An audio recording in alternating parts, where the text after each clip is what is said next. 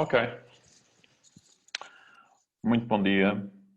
Ahm, Hoje é a nossa última aula e na última aula vou dar, ou vou-vos falar, não é dar, vou-vos falar sobre, também vocês já têm outra informação disponível, mas vou-vos falar sobre o que foi no livro, no segundo capítulo.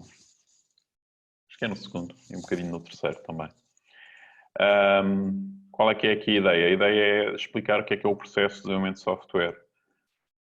Eu podia explicar isto um pouco ao início para vos dar duas filosofias de fazer isto, não é? Uma é dar primeiro the big picture, para a pessoa quando começa a entrar nos detalhes, estar sempre contextualizado na imagem geral. A outra é deixar a pessoa fazer e aprender os pormenores e depois no fim mostrar-lhe a big picture. Já dei das duas maneiras e nos últimos anos é assim que tenho dado isto. Portanto, o que é no fundo, vou-vos falar do que é o processo de desenvolvimento de software como um todo e que agrega as várias partes que vocês foram aprendendo. Não é? Portanto, recordar-vos, se eu quero descrever o processo, não é? Este processo de desenvolvimento de software, convém perguntar o que é o desenvolvimento de software, para nós depois termos um processo. E acho que eu já disse isso várias vezes, é um processo de formalização que vai da linguagem natural para a linguagem de programação e, portanto, existe aqui uma preocupação em eu fazer estas transformações entre linguagens, no fundo, ou mesmo antes da linguagem natural, mas isso é expresso pela linguagem natural, vem das expectativas e dos desejos do cliente. Né?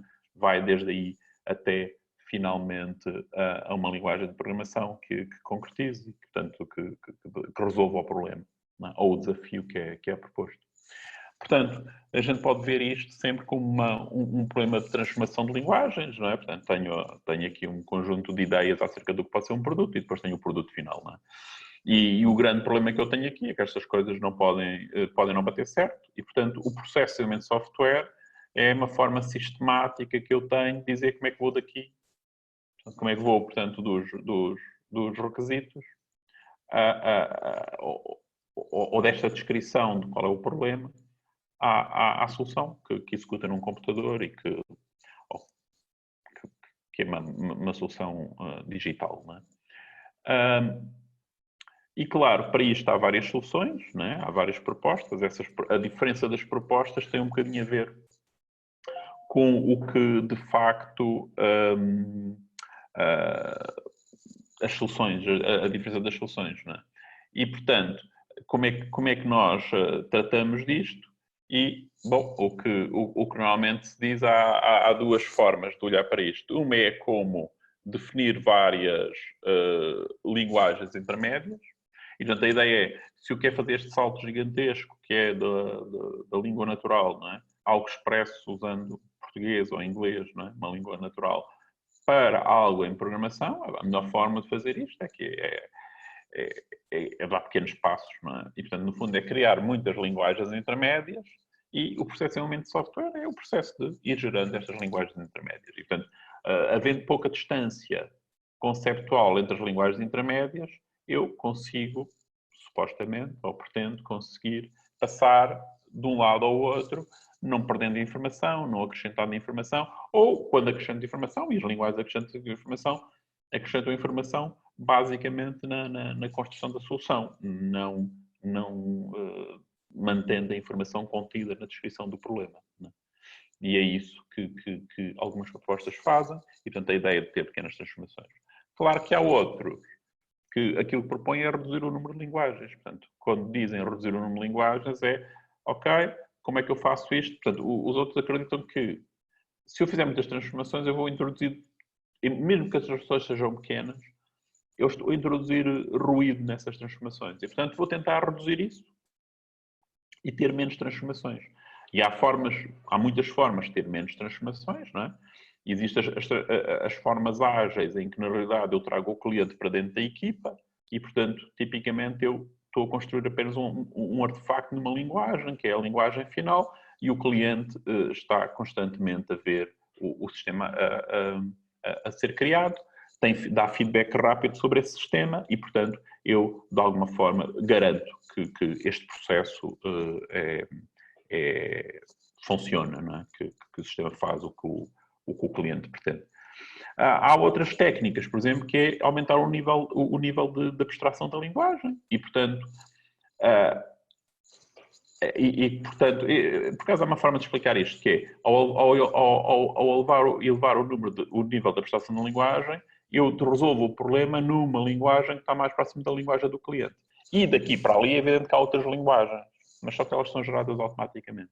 São geradas automaticamente, quer dizer que esta já está formalizada e, portanto, ali o único erro que pode ser introduzido são bugs na implementação desta linguagem de alto nível. Isso, por exemplo, é o que fazem abordagens baseadas em modelos, em programação visual, em que tentam aproximar isto do cliente e, portanto, ao aproximar do cliente, estão a reduzir, no fundo, estes saltos entre linguagens. E, portanto, aí o grande contributo nos últimos anos da geração de código, embora isso já acontecia antes de existir Model Driven Development, porque ao estar a programar em Java e não em Assembler, eu, de facto, também depois estou a gerar código, estou a falar uma linguagem que está mais próxima do cliente, ou pelo menos, não sei se está muito mais próximo do cliente, mas está mais longe da máquina. Não é? Pronto. Ok. Da máquina, da especificidade. Portanto, continua a ter um modelo da máquina Turing, mas está mais longe da especificidade de cada implementação dessa máquina. E, portanto, no fundo, é isto. O processo de elemento é como é que eu faço isto. E para fazer isto, foram identificados, no fundo, várias atividades, não é? Que no fundo é a história desta disciplina. Não é? Vocês aprenderam várias atividades que eu agora vos vou mostrar como é que podem ser integradas neste processo de construção de software. Portanto, vocês têm atividades de levantamento de requisitos e a gente viu, não é? Em que se faz linguagens, em que se descreve qual é que é o problema. Temos atividades de desenho, em que se descreve qual é que é o desenho do sistema, como é que se constrói o sistema, como é que se constrói a solução do sistema. Atividades de implementação, em que eu codifico. Atividades de verificação e validação, em que vocês deram aqui muito, em que esta preocupação em ter testes, esta preocupação em fazer revisão de código, não é? Manutenção e evolução. Tivemos a ver a qualidade do código do ponto de vista de manutenção, vimos alguma coisa sobre isso.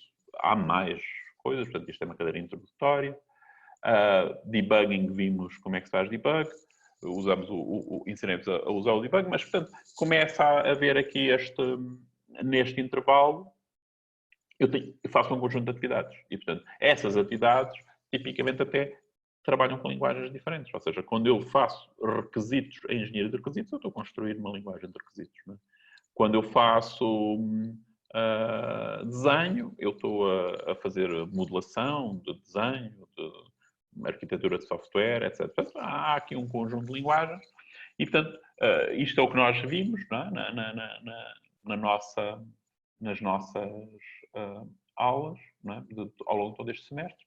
E depois o processo de desenvolvimento de software no fundo, ou o processo de software no fundo, como é que isto agora, eu aplico uma forma sistemática e disciplinada para este problema da transformação de linguagens. Ok? Portanto, e depois existe a questão da gestão de projeto, que é um bocadinho ortogonal a isto, mas é ortogonal numa perspectiva de gerir a quantidade de pessoas, de código, de funcionalidades. Ok. A ideia aqui principal que acontece é agora como é que como é que eu defino esta forma disciplinada. E, portanto, aqui os dois conceitos que são importantes e que, no fundo, definem o que é um processo. Portanto, quando vocês ouvirem falar de um processamento de software, vocês têm de perguntar sempre quais são as etapas ou fases e quais são as atividades. E quais é que são as milestones, não é? Os marcos definidos associados a uma etapa, não é? E quais são os produtos gerados pelas atividades. ao vos explicar isto e ao explicar a relação entre estas coisas, vocês vão ficar com uma ideia do que é o processamento de software. Okay? Portanto, a ideia é, tipicamente, esta noção de stage ou de fase, e a ideia é, eu vou dividir o meu processo em software entre pontos de gestão, macrogestão. O que é macrogestão? São pontos onde eu decido se o projeto pode falhar, deve falhar, ou seja, onde eu decido da saúde do projeto. E que, no fundo, junto toda a gente e vamos dizer assim, ok, este projeto é para continuar ou não é para continuar? No fundo, essa é a pergunta básica. E sendo para continuar, o que é que devemos fazer nas próximas fases? Porque mais vale parar um projeto que vai falhar cedo do que tarde, não é? Porque quanto mais tarde falha, maior é o dano, não é? Maior é o custo, maior é o prejuízo de eu cancelar um projeto tarde. Portanto, o que vocês vão ver é diferentes modelos de processo que associam fases diferentes, ou seja, que definem fases diferentes com diferentes tipos, portanto, têm diferentes filosofias, diferentes abordagens sobre a forma como definem estes milestones. Portanto, estes milestones. Dentro das fases são executadas atividades. Não é? E que atividades é que são executadas também faz parte da definição do que é um processo. E, portanto, as atividades que acontecem são atividades, são aquilo que vocês aprenderam. Atividades de desenvolvimento, atividades de codificação, levantamento de requisitos. Portanto, todas as atividades associadas a isto, que a forma como elas estão integradas é que define, no fundo, o que é que faz parte de uma fase no desenvolvimento do processo de desenvolvimento. Isto são pontos de microgestão, no sentido em que, se vocês têm como tarefa implementar uma história e testar, vocês, quando terminam, se os testes não passam, ou se ela, de alguma forma, faz com que alguns testes regressivos deixem de passar, é um ponto de microgestão, para dizer que tem de refazer alguma coisa. Não é? E, portanto, mas, no fundo, não ter sucesso numa atividade não questiona a continuidade do projeto. Questiona a minha tarefa diária, ou seja, questiona o que é que eu estou a fazer mal hoje em dia e o que é que eu tenho de mudar ou o que é que eu tenho de fazer para a atividade correr bem. Não é? Enquanto que o insucesso de uma fase ou de uma etapa, através de um milestone, questiona o projeto. E essa é a diferença, no fundo, entre macrogestão e microgestão aqui. Ok? Portanto, as atividades geram produtos, como eu já vos disse, né? Há produtos de código, os mais diferentes produtos, e já vos vou falar dos diferentes processos. E agora o que vem aqui, eu vou passar isto muito rapidamente, porque eu acho que isto é, no fundo, muito do que foi dado. Agora o que vem aqui é a descrição de cada uma destas atividades. Portanto, o que é que se faz em cada uma destas atividades. E, portanto,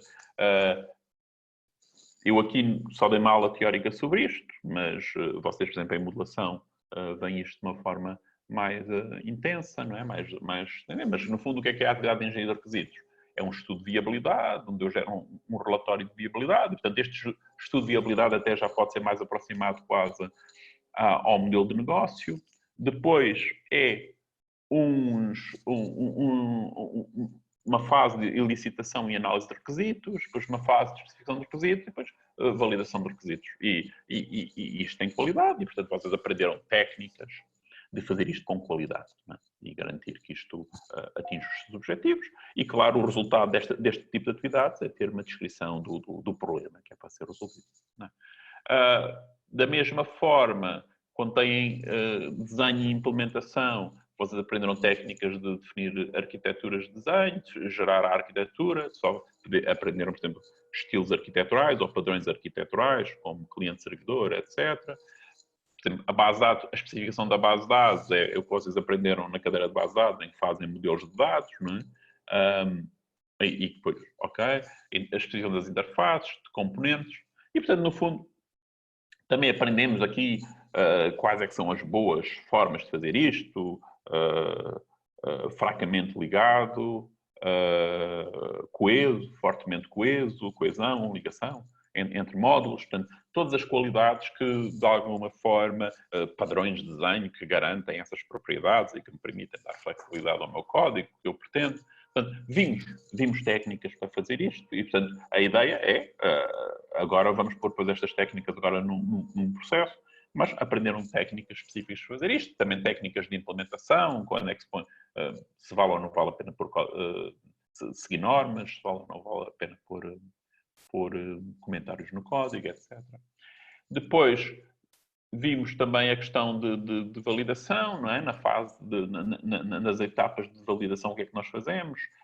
Falámos acerca de fazer testes de unidade, ver a cobertura, testes de integração, os testes dos serviços, o teste de aceitação, portanto, estes testes de end-user que nós falámos, não é?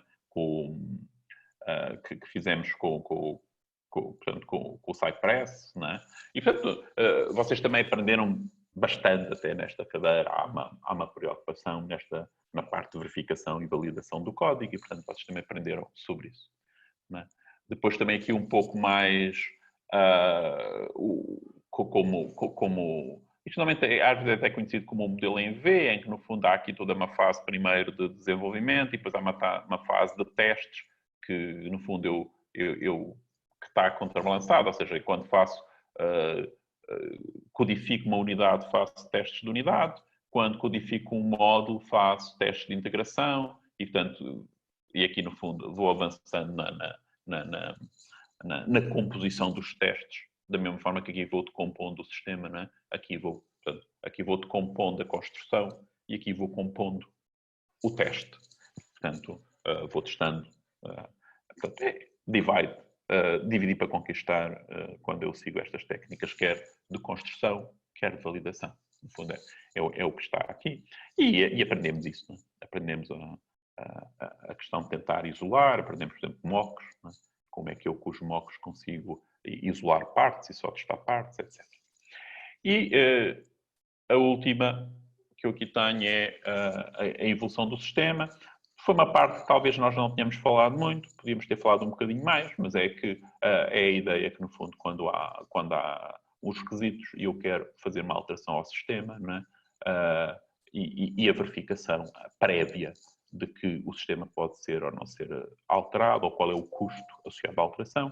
Isto normalmente até em abordagens mais clássicas, em que eu tento avaliar esse custo a partir, por exemplo, dos modelos requisitos. Mas não necessita de ser apenas assim. Aqui também está os sistemas que existem. Ok? Antes de passar propriamente para diferentes modelos de processo, ok? Um bocadinho só sobre alteração de requisitos. E, portanto, há duas filosofias. Uma é tentar evitar que os requisitos sejam alterados, outra é tolerar a mudança. Não é? Uma forma de tolerar a mudança é ter desenvolvimento incremental, que é o que vocês aprenderam com o Scrum, em que tipicamente o que é que eu faço é eu estou a implementar num sprint e o que não está a ser implementado no sprint pode ser alterado. Portanto, tudo o que está no backlog pode ser alterado. E, portanto, é uma forma de eu ir para esta tolerância da alteração de requisitos. Não é? Eu posso tentar congelar os requisitos. Para congelar os requisitos, tenho de garantir que eu consigo saber que aqueles requisitos são mesmo aqueles os requisitos quando o sistema começa, né? e começa a ser implementado. E isso, isso é algo que pode ser complicado. E aqui, por exemplo, está-se a dizer que, por exemplo, fazer prototipagem do sistema é uma forma de tentar. Ou seja, os protótipos é uma forma de tentar o quê? Se o utilizador final vir o protótipo, então ele diz, isto é o protótipo, portanto o protótipo é uma forma que facilita congelar os requisitos, porque os requisitos estão no protótipo. Okay? Se não for assim, eu tenho que ter documentos requisitos que são muito verificados, etc. E existe aquele problema que eu vos disse sempre, que é os requisitos muitas vezes mudam em sistemas P e E, mudam pela sua utilização. Mas pronto, mas isto é estas duas coisas. Vocês sobre System Prototyping, é também uma técnica, eu estou-vos a falar de atividades de construção que se aprendem, não é? Eu não falei muito, mas isto também interfaces pessoa-máquina é uma coisa que vocês falaram, e que no fundo há há aqui várias etapas, não é? Em que vocês definem o plano do protótipo, no fundo o que é que... E atenção que estes protótipos não precisam ser só de interface, pode ser um protótipo de código, não sei, verificar se por acaso uma certa decisão de arquitetura funciona no meu sistema, e por exemplo aí posso usar o que vimos na última aula, um experimental branch, né? Para fazer essa experiência, porque muitas vezes estes protótipos são throwaway, no sentido em que no fundo depois de eu fazer o protótipo, eu não reutilizo o código, não é? Porque o protótipo, muitas vezes, não tem preocupações de qualidade de código, tem preocupações de experimentar qualquer coisa, não é? E aquilo até pode estar cheio de bugs, etc., desde que eu consiga ter feedback sobre o que estou a fazer. E, portanto, há estas técnicas de protótipo, não é? E depois, do ponto de vista de desenvolvimento incremental, é a ideia de desenhar o sistema e depois definir incrementos de funcionalidade e ir implementando cada incremento de funcionalidade. Portanto, o que é que vos falei até agora? Falei-vos de... Primeira coisa, falei-vos de que existe o processo, são transformações de linguagem, e os processos diferem porque o que é que eles definem como uma etapa, e fundamentalmente a milestone da etapa, e o que é que eles definem como as atividades que ocorrem dentro da etapa.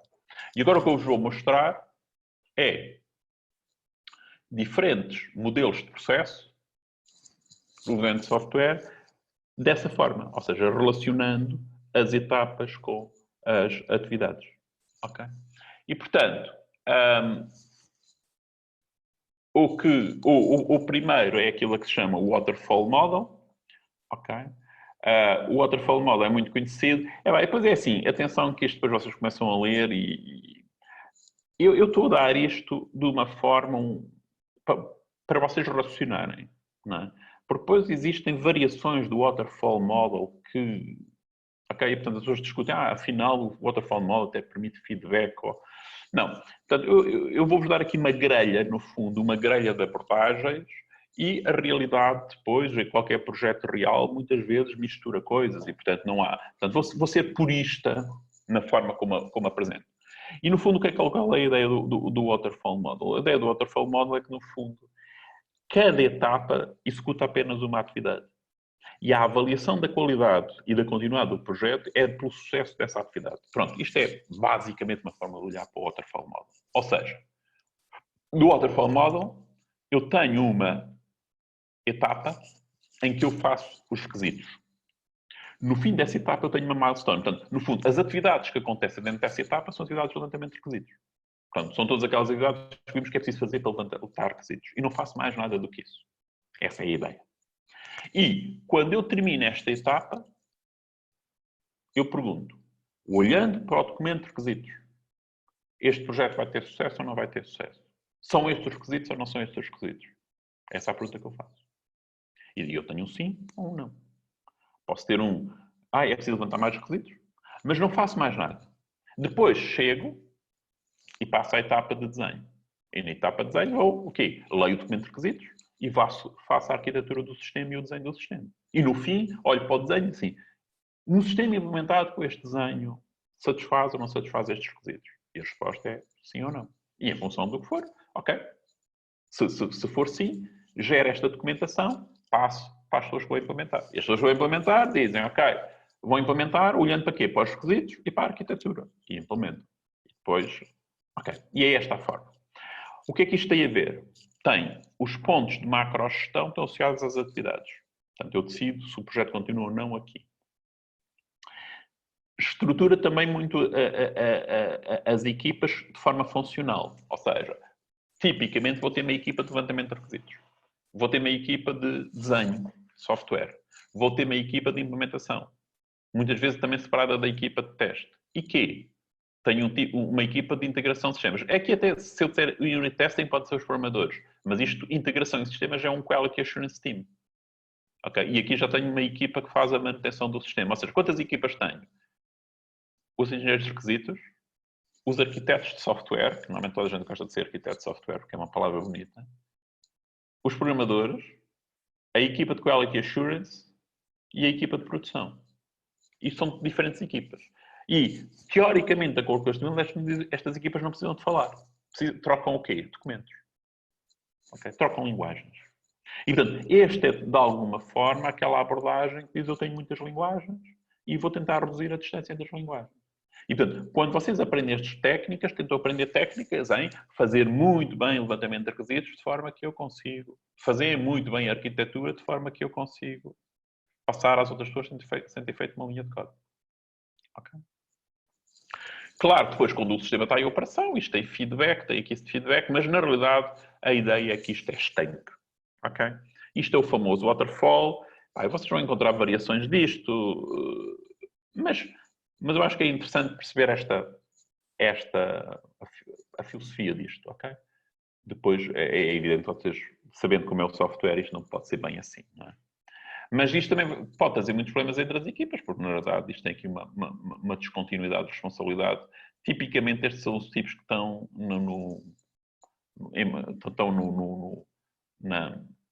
são os macacos que estão nos ramos mais baixos, não é? Portanto, isto porquê?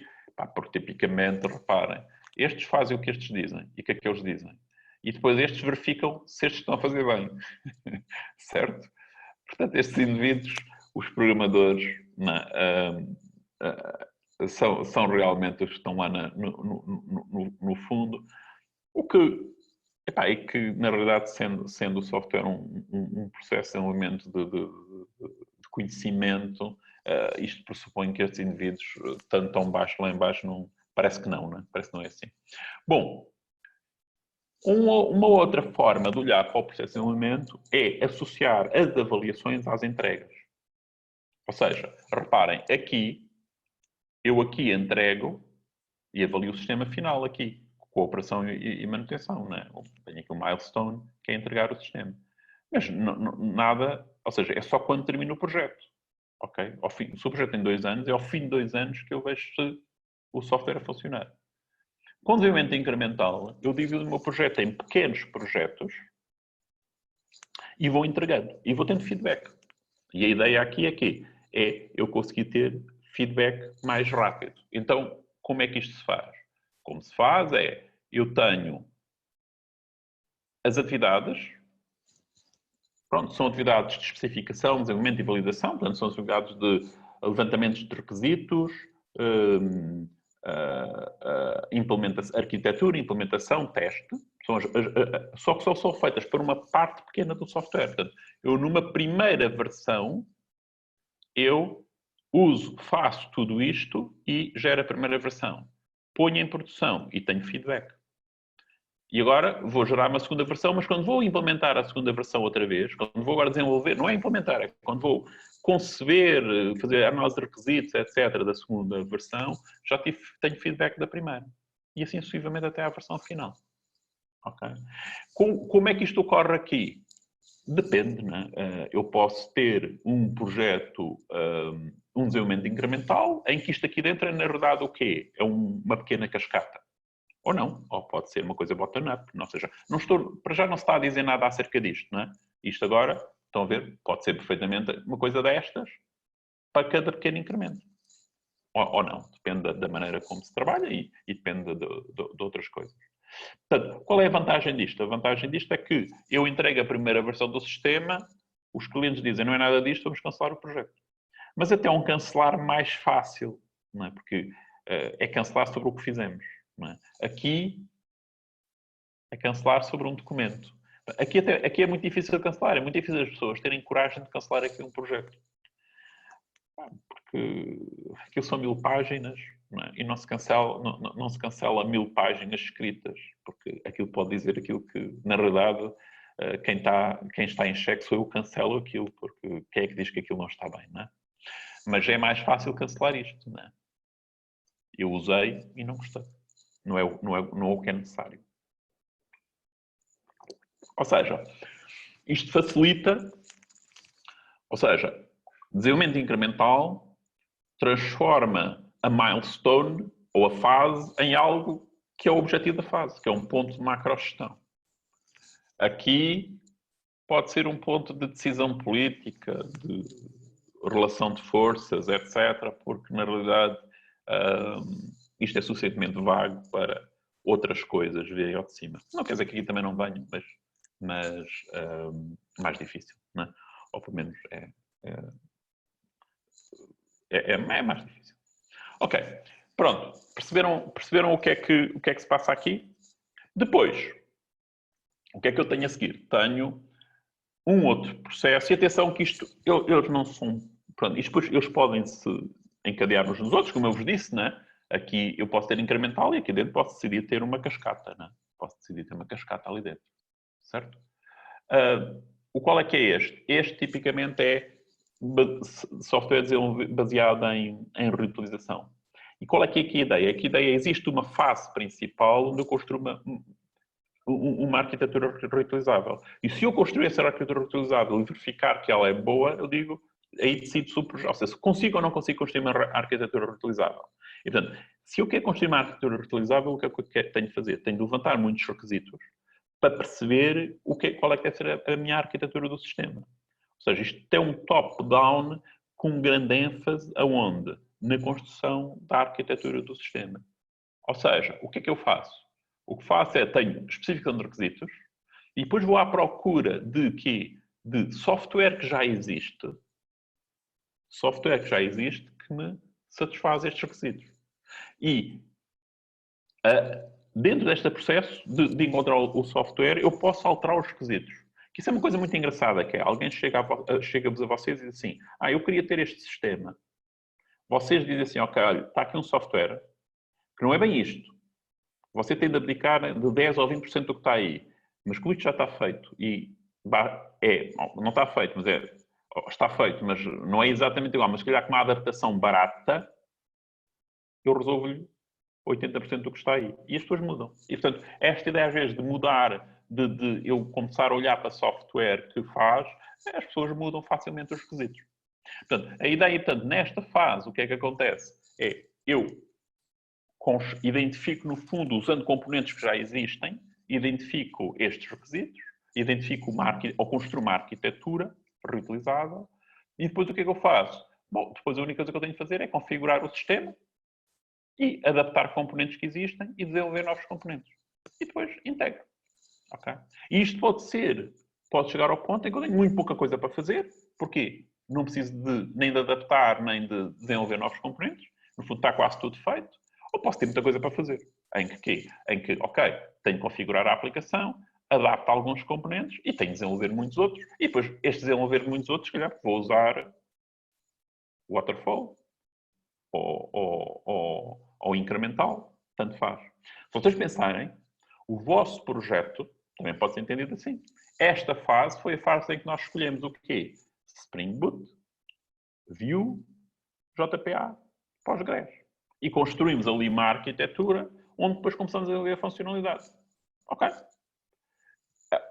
Teve-se de fazer uma configuração, que foi aquela parte que vos foi dada, que já foi dada, mas foi preciso configurar tudo aquilo que eu mostrei-vos. Por exemplo, havia filtros no Spring associados à relação dos tokens com o Vue, não é? com os JSON Web Tokens, não é? E, portanto, essa arquitetura foi construída. E isso não impediu, ou seja, é este modelo, mas não impediu que depois o quê? Que depois necessitamos de um processo incremental, né? De incrementar funcionalidades. Mas eu posso encontrar software reutilizável e construir uma arquitetura reutilizável em que esta parte é muito pequenina. Né? Pronto, mas estão a ver... portanto, eu diria que hoje em dia, com tantas bibliotecas e essencialmente com tantas Object-Oriented Frameworks existentes, que todos os projetos têm isto. Né? Algumas destas coisas são quase triviais, como são as que nós fizemos. Né? Triviais, portanto, mas que não é triviais, é 90% das aplicações em Spring adaptam o Spring daquela maneira. Portanto, é trivial no sentido de que parece que não...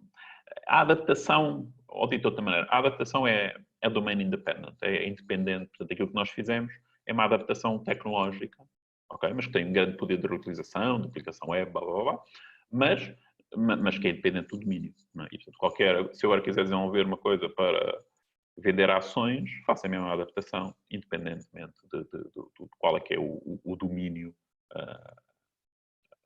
aplicacional. Ok? E, portanto, este é um outro processo de levantamento. Reparem que há aqui uma fase de levantamento de requisitos, não é?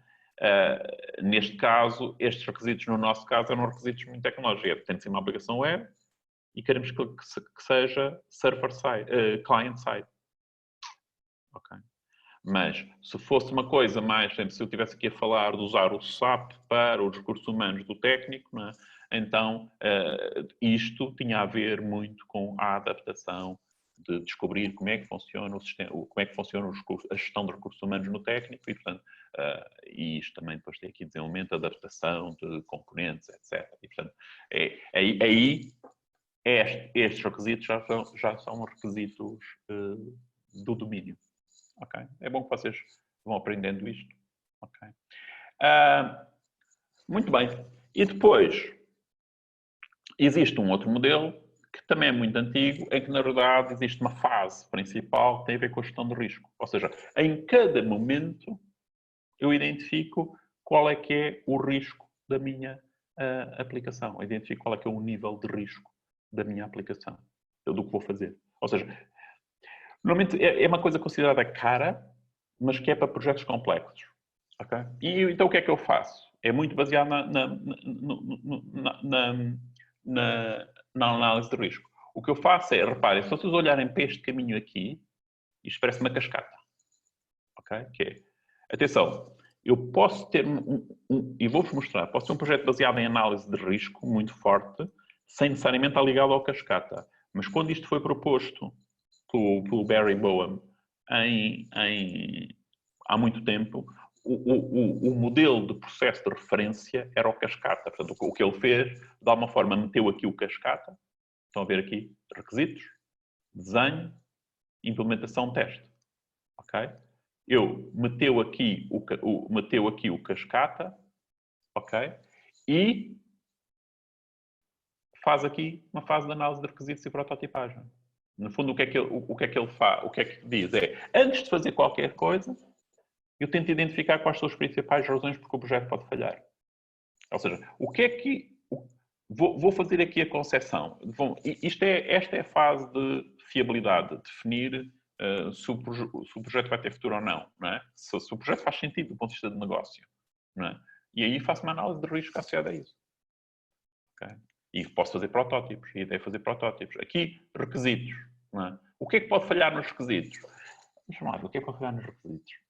Eu sinto lá umas tensões internas de poder. O levantamento de requisitos tem sempre a ver com isso. De poder dentro da organização, o que pode ser que não se percebam quais são os principais problemas, isto vai ser enviesado, etc. Como é que eu... Isso é análise de risco. O que é um protótipo para isto? Provavelmente fazer certo tipo de entrevistas em que o objetivo principal não é, pelo menos não é declarado como levantamento de requisitos, mas é tentar perceber as forças internas, etc. E perceber como é que... Estou-vos a falar de uma coisa pura e simplesmente esse protótipo depois dá-me uma ideia da minha capacidade de capturar ou não capturar e, portanto, permite-me tomar decisões se a coisa vai fazer bem. Portanto, e tive-vos a dar aqui um exemplo deste, né? Mas se vos der daqui, por exemplo, a arquitetura, qual é que é o problema da arquitetura? Chegam aqui e dizem assim, qual é que é o risco? O risco pode ser que seja difícil isto ser reutilizado. Então vamos lá tentar fazer. Então pode fazer aqui um protótipo em que se vê se consegue construir algo e consegue depois fazer modificações ao código e qual é que é o custo de fazer essas modificações. Ok? Antes de começar a fazer o desenho mesmo. Portanto, fazer protótipos. E claro, protótipos operacionais, ou por exemplo, de interfaces, por exemplo. Aqui também posso fazer, na parte do levantamento de requisitos, protótipos de interface. Será que nós estamos a conseguir... Será que a gente consegue captar? O problema aqui é o quê? O problema aqui é que as pessoas têm uma linguagem muito técnica e muito fechada e é difícil perceber o que eles dizem, não sei quantos. Não é? Então deixa eu fazer aqui. Isso é a análise de risco. Qual é o protótipo? Fazer protótipos de interface, porque isso obriga-os a... Ou seja, reduz a distância conceptual na comunicação, né? O gap, conceptual gap na comunicação de nós com eles. E, portanto, tem esta filosofia. Portanto, é a filosofia que este género de abordagem seguem. E, portanto, nós aprendemos para aí que nem segunda ou terceira aula, análise de risco, para ir na terceira, não é? E, portanto, aplicam-se essas técnicas. Isto foi proposto do Barry Boehm, é talvez tão antigo como o espiral. O espiral é tão antigo como o cascata. Continua a ser bastante relevante e esta ideia de eu identificar riscos e perceber quais são os riscos num projeto é uma coisa fundamental. Se vocês forem mesmo para coisas do género por exemplo, de sistemas com segurança, convém fazer uma análise de riscos do que é que pode falhar, etc. Ok. Safety, no sentido de safety. Bom, depois existe o último que eu vou falar, antes de entrar naqueles mais ágeis, que eu acho que também tem alguma piada nós falarmos, que é o Rational Unified Process. E aqui o Rational Unified Process, ok, é... eu aqui estava a dizer, é Risk Management, a main stage, né? E de alguma forma é cada uma das fases de milestone é esta verificação do risco. Neste Rational, é engraçado, este Rational foi... Hoje em dia ninguém fala disto, para vocês verem como as coisas aparecem e desaparecem. Mas... Eu acho que ninguém fala disto, não sabes. Mas quando foi proposto o ML, as pessoas que propuseram o ML propuseram também o Rational Unified Process. E na altura foi extremamente seguido, toda a gente seguia, até aparecer os mensagens. Okay? E ele tenta resolver alguns problemas que o Cascata tem, especialmente uma relação demasiado 1 para 1 entre quê? Entre a fase e a atividade. Porque o que eles partem deste princípio é dizer assim, na verdade, o objetivo da fase de levantamento de requisitos não é eu fazer um levantamento de requisitos. É perceber se eu percebo o meu sistema. E para perceber que eu percebo o meu sistema, ou seja, para perceber que eu percebo o meu sistema, eu se calhar tenho que fazer mais do que o levantamento de requisitos. E se calhar não preciso fazer o levantamento de requisitos todo. Pronto, é esta a ideia. Então, no fundo, o que eu vou definir é objetivos de knowledge. Não é? E o knowledge é, será que eu já tenho este conhecimento? E para atingir esse conhecimento, como o software, na verdade, não consegue ser separado, ou seja, eu não consigo, no fundo, fazer desenho sem fazer a implementação, então, no fundo, é isso, eu misturo essas coisas. E tem este boneco muito bonito, não é? Que, na verdade, vocês têm as fases aqui em cima, e aqui tem a quantidade de atividades em percentagem, não é? Que eles dizem que é necessário fazer para atingir esse conhecimento, para atingir essa milestone. Ou seja, por exemplo, em Inception, na concepção, o objetivo é descobrir se o produto vai ser viável. E para descobrir se o produto vai ser viável, eles consideram que pode ser necessário fazer alguma arquitetura de software. Se calhar até um bocadinho de programação. Se calhar até um bocadinho de testes. Será que isto será como vocês dizerem que quem vai fazer um modelo de negócio de um produto também vai fazer tem que fazer um bocadinho de implementação no modelo de negócio. Não é tão estanque. Porque o objetivo aqui é, será que isto faz sentido do ponto de vista, ou seja, será que este modelo de negócio faz sentido do ponto de vista do problema? Ele vai resolver o problema. E a diferença é dizer, mas isto se calhar, não, tem que fazer muito business modeling. Mas não precisa do business modeling todo. O que eu não paro por já ter o documento todo de requisitos. Eu paro porque já estou convencido que sei, que ganhei esse conhecimento. E, portanto, essa é a ideia. Portanto, eu aqui faço o quê? O estudo de viabilidade. Aqui faço, portanto, a verificar se o sistema vai ser viável ou não. Aqui vejo se de facto eu tenho uma arquitetura para o sistema, ou seja, o sistema se consegue construir e, portanto, vou conseguir implementar este sistema, no fundo é a pergunta. Porque a fase seguinte é de implementação. Portanto, na elaboração, o que é que eu vou fazer? Olha, vou continuar a fazer mais levantamento de negócio, muito levantamento de requisitos e o desenho da arquitetura. Mas isso não quer dizer que depois, quando eu entro para a fase em que o objetivo é o sistema está implementado, que eu não tenho de continuar a fazer algum levantamento de requisitos, alguma modelação de negócio. Eles aqui distinguem entre modelação de negócio e levantamento de requisitos. Ok? E vocês querem até aprender alguma coisa sobre isso. Mas continuo a fazer alguma análise. Claro, o que vou fazer mais é a implementação.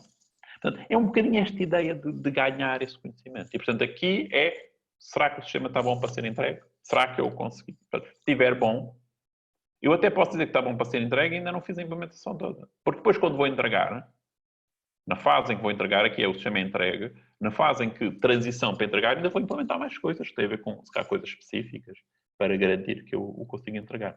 E, portanto, para vocês verem, isto durante muito tempo foi considerado a referência, porque e as pessoas são muito sensíveis a isto, não é? Porque as pessoas têm os problemas.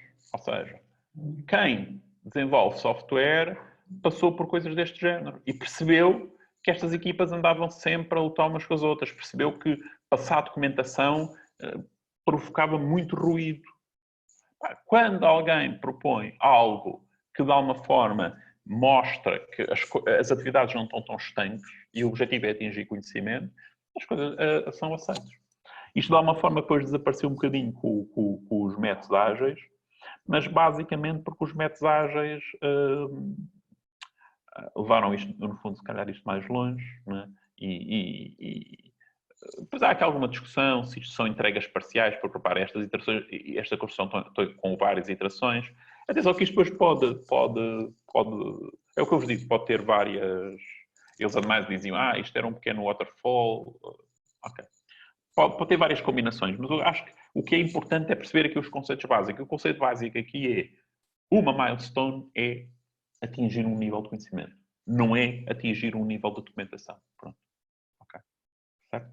Ou nem é atingir uma entrega. Ok? Atingir um nível de conhecimento. E, portanto, é essa a ideia que está por trás disto. Para terminar, vou-vos mostrar os ágeis. E porquê os ágeis? Porque os ágeis vêm um bocadinho neste caminho de como é que eu integro as coisas. E vêm também um bocadinho... Eu não meti aqui os ágeis como processo, porque eles não gostam muito da palavra processo, porque processo dá um bocadinho a ideia de processo industrial, dá um bocadinho a ideia de máquina de fazer as coisas de forma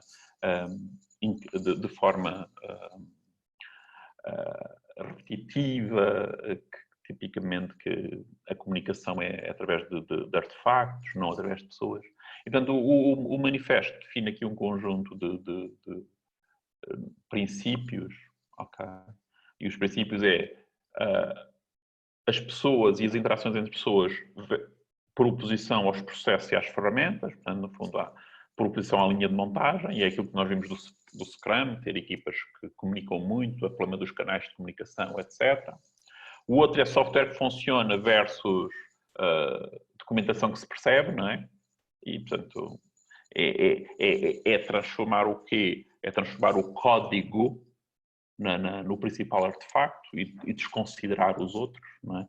Reparem que num projeto muito standardizado do tipo Waterfall, o documento de requisitos é um documento tão importante como o código que está lá para todo o sempre do projeto. E é mantido da mesma forma, etc. E, portanto, tem de haver muitos procedimentos, eu não vou lhe chamar processos burocráticos, muitos procedimentos, para garantir que aquela documentação está toda certinha. Não é? Se nós temos problemas em que os comentários estejam certos com o código, imagina, problemas não temos. Há um custo, há um esforço, que custa, não é? É manter os comentários consistentes com o código, que é manter o código consistente com o documento de requisitos. Bom, e então quando é feito por equipas diferentes, imagina a facilidade com que não. E, portanto, o outro princípio é colaboração colaboração com o cliente versus proposição a contrato e negociação.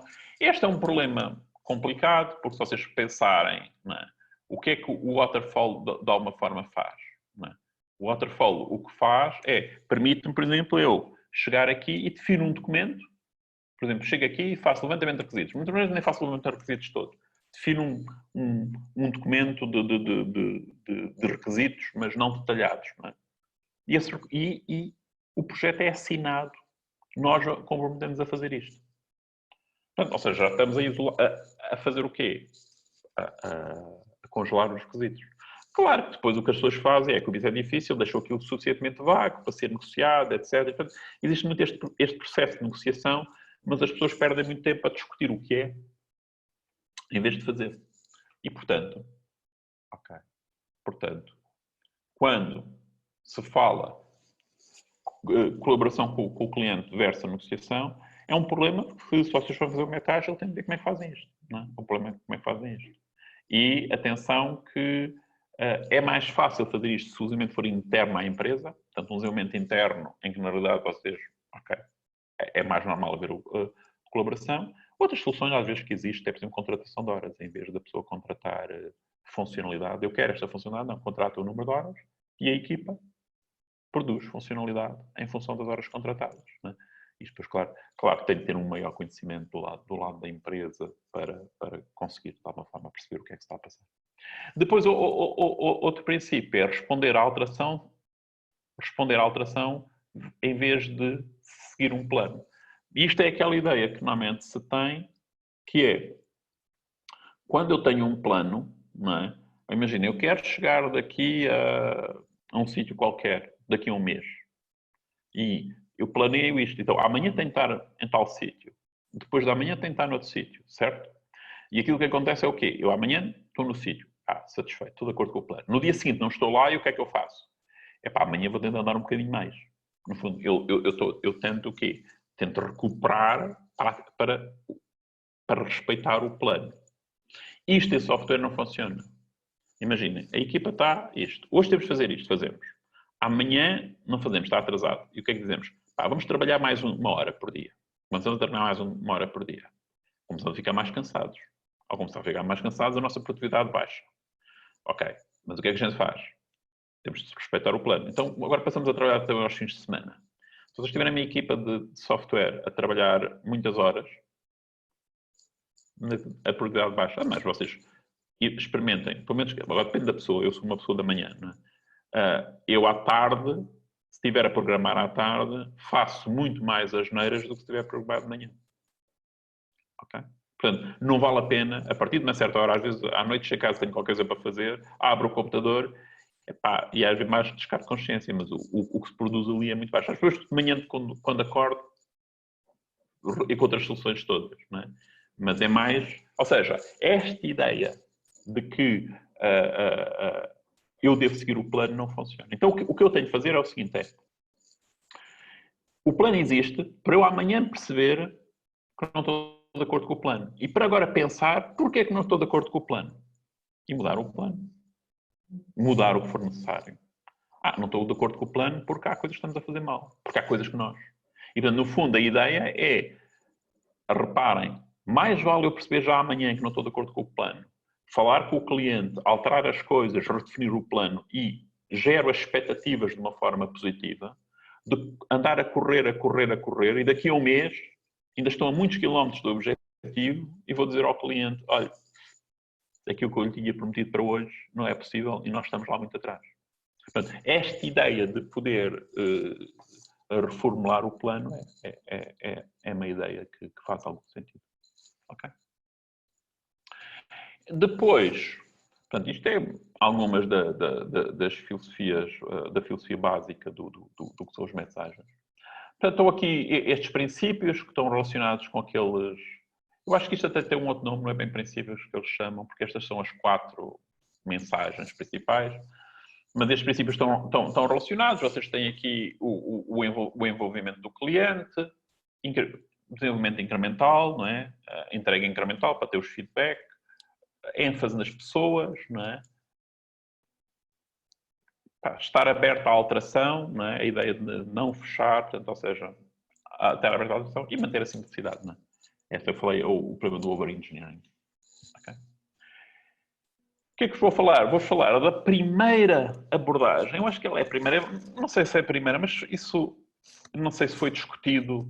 Não vou discutir isso. Ok, mas o Ken Beck provavelmente sugeriu o Extreme Programming e na altura teve muito impacto. Hoje em dia o Scrum é mais usado.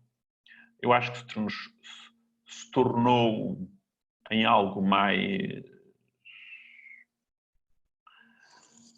Tornou-se uma máquina. Máquina no sentido, tornou-se em algo, pronto, tornou-se mais...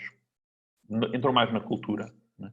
Mas são coisas muito parecidas e há diferenças, né? E eu acho que é importante falar-vos um bocadinho do Extreme Programming e vocês terem algumas ideias do Extreme Programming. Isto que eu vos vou falar agora é uma coisa interessante, porque eu há bocado falei-vos do risco. E aquilo que eu vou falar agora é exatamente como é que eu tenho esta questão da gestão do risco, portanto, o problema da gestão do risco, como é que eu tenho o problema da gestão do risco, numa forma ágil. E o que é que ele mostra? O que ele aqui mostra é como é que os riscos principais que acontecem no desenvolvimento de software são tratados por XP.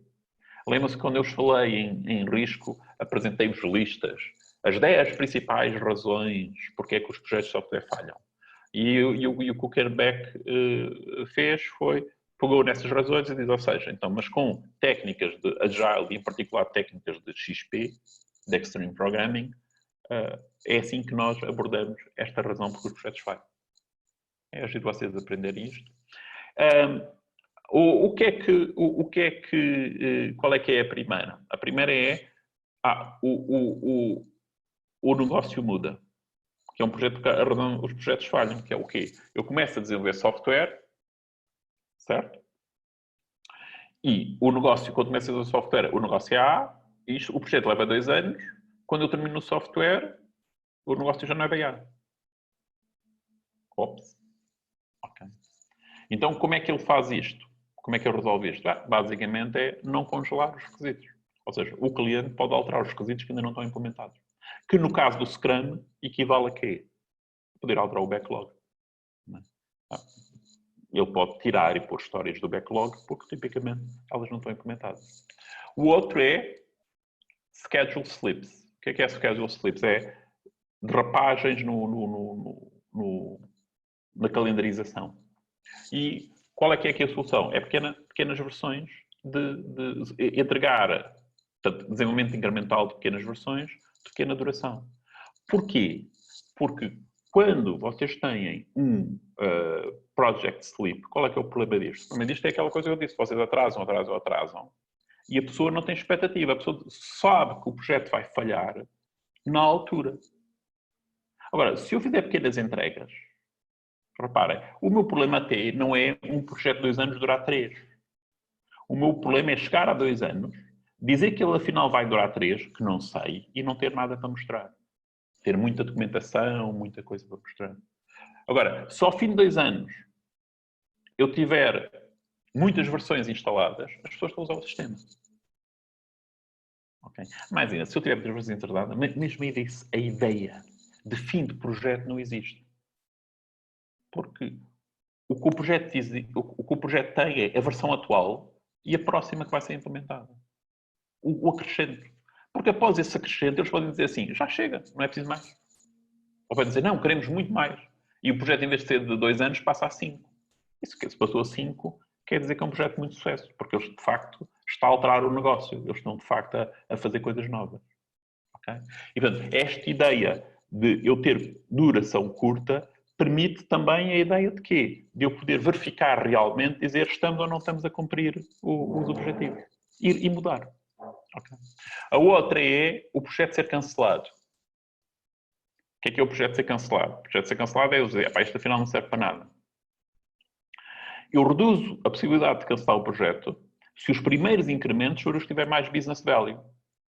Porque, repare, eu faço o primeiro incremento. Se ele tem business value, portanto, se eu implementar primeiro o que é mais importante, eles nunca dizem, vamos cancelar porque isto não interessa para nada. Agora, é evidente, se aquilo não tem nenhum business value, cancelam logo ao fim da primeira versão, tudo bem. Okay. Também não é problema. Só se gastou o tempo de uma primeira versão.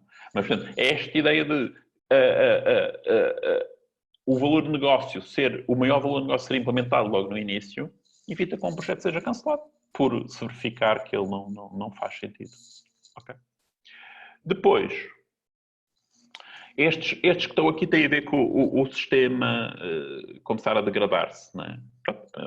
A qualidade do sistema. Bem, isto é refatorizações, testes, não é? E, portanto, são as técnicas que são usadas. Tipo, porque a ideia de escrever código de testes é do Ken Beck. Não sei se é do Ward Cunningham, mas portanto, vem dali. Não é? E quando eles propõem o XP, que na altura toda a gente dizia, escrever código de testes parecia muito estranho. E estamos a falar disto em 1995. Okay? Portanto, portanto, os programadores escreverem código de teste, okay, não era comum. Ok? Depois, outra razão para falhar é o ruído. Eu não percebo bem o que é o negócio. Bem, mas aí o cliente é parte da equipa. Uma outra razão para falhar, eu faço um sistema cheio de funcionalidades, não é? Mas nenhuma dessas funcionalidades é relevante. Mas é apenas as coisas que têm mais prioridade são implementadas. Mais uma vez é o quê? Implemente primeiro, em cada sprint, por exemplo, implemente primeiro o que tem mais valor. Ok. Depois, staff turnover. O que é staff turnover? Staff turnover é, tipicamente, um problema porque os projetos falham, que as pessoas vão-se embora e as pessoas têm conhecimento. Como é que eu faço isto? Se na minha equipa o conhecimento for igual para todos, porque tenho bons canais de comunicação, o sair de um elemento, em princípio, não prejudica. O conhecimento continua na equipa. Portanto, não existe um ponto de falha de conhecimento associado a uma pessoa. Depois, o outro é, as pessoas gostam, sendo um projeto, um processo intelectual, né? Um processo de construção de software é um processo intelectual, as pessoas gostam tipicamente de estar num bom ambiente de trabalho. E reparem, permitir que os programadores estimem a duração do seu trabalho, corresponsabiliza-os e lhe dá-lhes mais gozo. Porquê? Porque quando eles terminam o trabalho, eles terminaram algo que eles disseram, eu vou fazer isto neste tempo. E isso há maior satisfação. Maior satisfação porque a pessoa mantém-se na equipa, não se vai embora porque acha aquilo uma chatice. Enquanto se for o chefe a dizer, você vai fazer isto numa semana, quando ele termina ao fim de uma semana, que satisfação é que ele tem? Bom, a satisfação que tem é conseguir fazer o que o chefe disse, mas não o que eu disse. E isso, há aí uma diferença ao nível de satisfação do trabalho, de realização do trabalho. Portanto, se a pessoa fica mais satisfeita se atinge as metas que se propõe a si próprio, não as que os outros lhe propõem. Porque aí tem essa pegada, atingir, que safei-me, não é? Fui obrigada a fazer isto. E, portanto, são técnicas. Portanto, ou seja, no fundo, o que se está aqui a dizer é como é que estas técnicas de XP permitem fazer isso. Okay? Depois, está aqui um conjunto de regras de XP que eu vou analisar algumas delas para vocês verem. Até quais são as diferenças quais é que são as diferenças com o Scrum? Não é muito diferente, ok? Se vocês virem, têm iterações, são parecidos à ideia à ideia de sprints. Cada iteração tem testes de aceitação para verificar que ela tem qualidade e faz um small release, portanto, ciclos de feedback. Eles aqui falam de coisas de uma semana, 2 semanas. Estão a entregar software ao cliente cada 1, 2 semanas. Okay. Este release planning corresponde, reparem, depois a próxima iteração, portanto, ele vai aqui buscar. Este release planning corresponde mais ou menos ao backlog. Eles fazem releases plannings de 3 meses, mas com pequenas entregas. Não é? E aqui tem mesmo aquela ideia de estimar, fazer spikes é fazer prototipagem. Fazer spikes é, tenho um problema, faço um spike para estimar qualquer coisa. Quanto tempo é que a gente demora a fazer isto? Deixa-me lá implementar e ver. E então, para ter melhor estimativa sobre o custo, tem a ideia da velocidade, é uma ideia de XP. Ok? E, portanto, e vão construindo iterações aqui. As histórias são como as histórias do Scrum, é apenas 3 ou 4 palavras, não tem uma descrição porque o cliente está na equipa.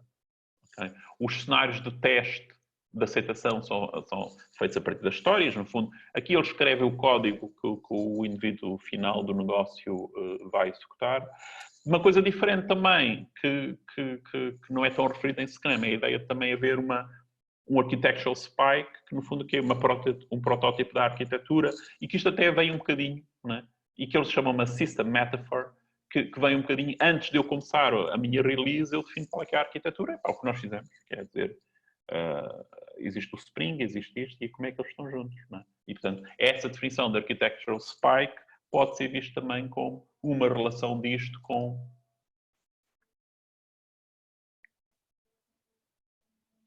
o Reuse Oriented Software Engineering, em que no fundo aqui eu faço o meu Architectural Spike, a desconstrução de desenvolvimento. Ok? E é Models. Está quase Agile. Portanto, e é basicamente, vocês estão a ver que não é muito diferente, né, dos conceitos do Scrum. Esta página é engraçada. Eles agora meteram publicidade na página. Espera aí. Okay. Esta página é engraçada. Vocês aqui podem navegar aqui. Explica um bocadinho o que são as coisas. Explica-vos o que é que são release stories, release planning, small releases, interaction plan, open workspace, a ideia de as pessoas tentar colocalizadas para os canais de comunicação terem boa qualidade, sustainable pace, a velocidade, ou seja, ter no fundo o quê? Ter ciclos iguais de sprints, ou neste caso de iterações. Cada iteração é uma semana, ou cada iteração dura 2 semanas, e esta ideia de haver um passo para garantir que continuidade, não é? Até para permitir um bocadinho ciclos de feedback e de reward, das pessoas se sentirem recompensadas por atingir objetivos. Stand-up meeting, a velocidade do projeto.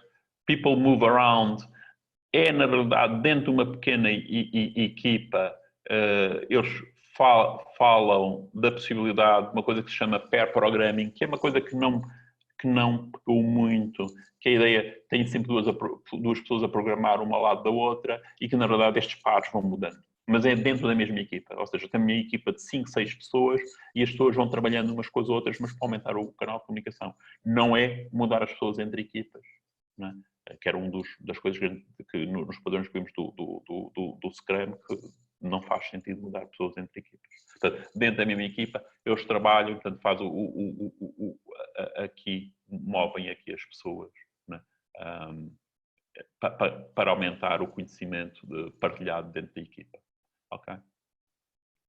Depois, Fix XP, o que vocês vêm ler aqui, isto é pragmático, está aqui o XP, isto não é uma religião, não. Portanto, ou seja, adapta-se às necessidades. O que não funcionar não se usa. E, portanto, as pessoas devem constantemente, a própria equipa, adaptar a sua maneira de trabalhar. Ok? E, portanto, é isso. Desenho, simplicidade. Ok? Das coisas principais no código. System Metaphor, a arquitetura. CRC Cards eu não falei, mas é uma forma de fazer desenho de objetos. Ok? Talvez não muito importante agora aqui. Spike Solutions é a ideia de fazer protótipos sempre que necessário, né? Garantir, ou seja, é aquilo que eles fazem aqui para a release, poder fazer spikes para depois não haver, ou seja, fazem aqui spikes para não haver nada inesperado quando estão ali a fazer as iterações, ok? Este é engraçado, added early. O que é added early? Não há nada pior do que eu pôr algo em produção que não vai ser usado. Porque a produção vai ser usado, eu não tenho feedback, e depois quando tenho feedback, já passou do meu lado aquilo estar fresco para mim. Portanto, existe o quê? Uma preocupação em que o que entra aqui nas iterações é algo que os clientes dizem, ok, está bem, isto daqui uma semana está pronto, ok, nós iremos usar. Não se entrega a funcionalidade, não vai ser usada. A funcionalidade não vai ser usada, na verdade, não serve nada. A ideia de refatorização, o cliente está sempre disponível, o código está escrito de acordo com as normas, ok? unit testing, portanto, é isto que nós falamos, normas de codificação. E isso tem muito a ver com o quê? Com esta ideia de collective ownership, que é a ideia de que o código pertence a toda a gente. Okay? Que também vos falei. E falei a importância hoje em dia que existe das code bases e das técnicas de gestão de code lines. Né? Integrar frequentemente, continuous integration, um computador de integração, system build, para fazer system build. Eles aqui propõem que apenas um par integre o código de cada vez, no fundo, mas numa equipa de 5 pessoas é fácil, eu estou a trabalhar em paralelo, mas vou integrando um de cada vez para os outros receberem logo tudo rapidamente e, portanto, há ali uma coordenação nas entregas, embora trabalhem em paralelo, é o merge, okay? Feito um de cada vez. E esta parte é a parte dos testes. Okay? Há aqui um que eu também falei, que é quando se encontra um bug, escreve-se um caso de teste. E eu acho que era basicamente isto. Não sei se vocês têm questões. Não? Ok, eu vou aqui. Stop.